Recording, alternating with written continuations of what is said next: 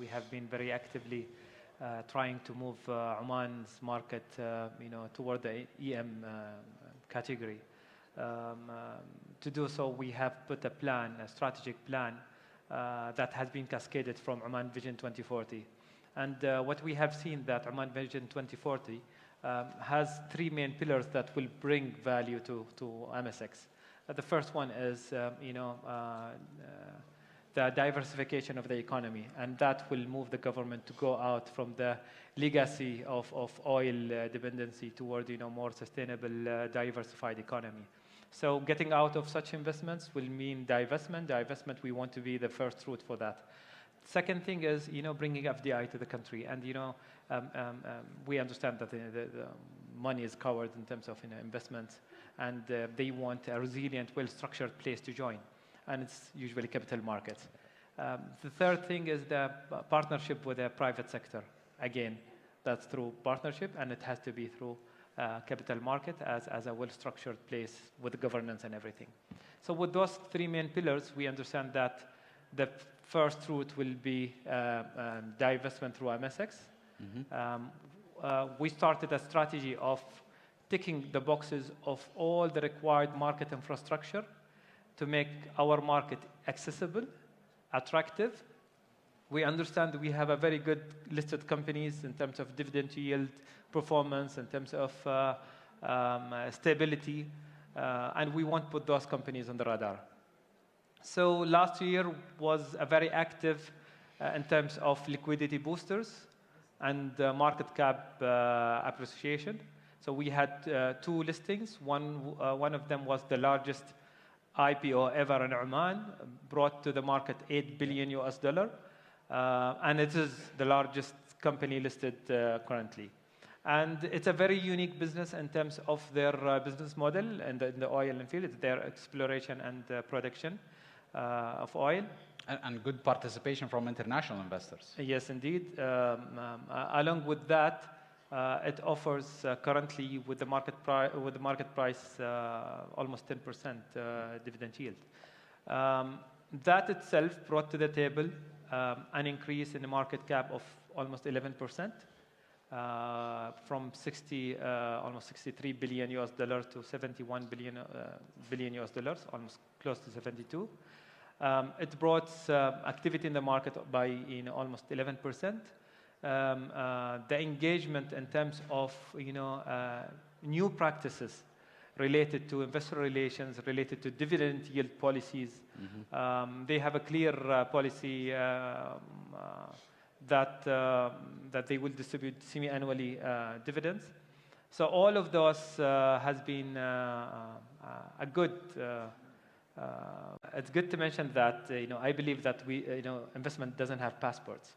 It's about the accessibility, and investors are looking for good opportunities and investment rewards.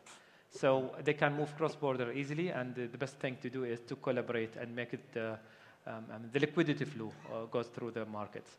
So there are a lot of initiatives. We have almost signed with most of the GCC markets. So we are ready in terms of enabling cross-listing, and it's now part of the issuers to decide to cross-list. As Oman, we understand that the lack is that our market price are below book value of most of the companies. So they do have the motive. With a proper awareness and marketing campaigns, I think we will reach to close cross-listing arrangement. We, with Bahrain and Abu Dhabi, are part of Tabadal Hub. And Tabadal Hub is all about passporting and easy access. It's a different concept of Asian Connect in terms that it allows trading through local brokers and settling through local clearinghouse. So itself, it's an initiative, and for the first reward for us as Oman, we see market makers are ready to operate cross-border into Oman. So that's the first thing, and we have announced the first license last week, and hopefully that they will start operating soon. I will say that we have mentioned the primary market is too active, and we need to really focus on liquidity. We as an exchanges, we are doing a lot in terms of ticking the boxes of all what can bring supply and demand together. And it's not within the countries, it's within the GCC in terms of harmonizing the standards and so on. So we can benchmark between markets instead of just benchmarking between companies inside the same sector, same market. But one of the most messages that I want to give to the issuers mainly, that the infrastructures are ready. They need to build the awareness of maximizing the shareholders' wealth.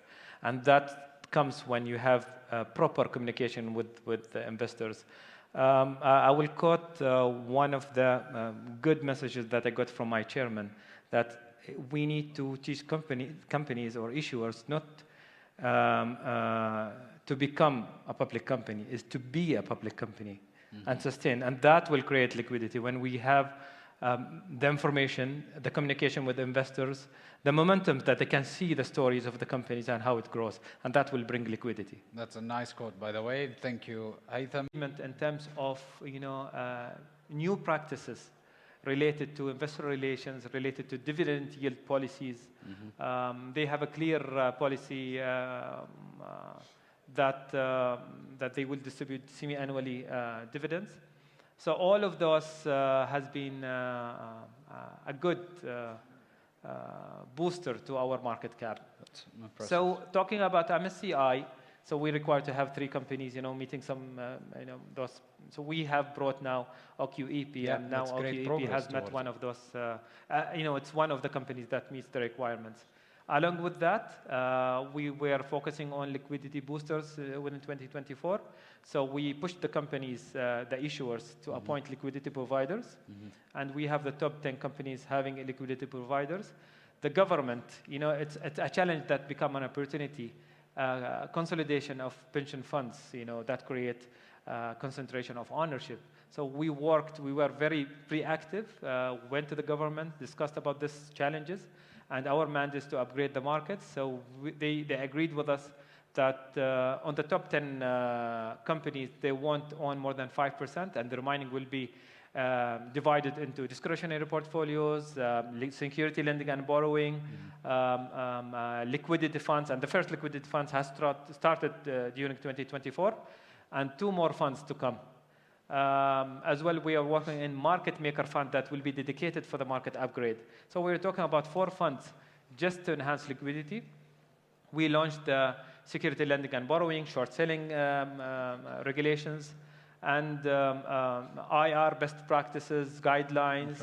As well, 2 weeks ago, we launched the dividend policy, which was the first maybe in GCC to have a clear guidelines on dividend policy. That's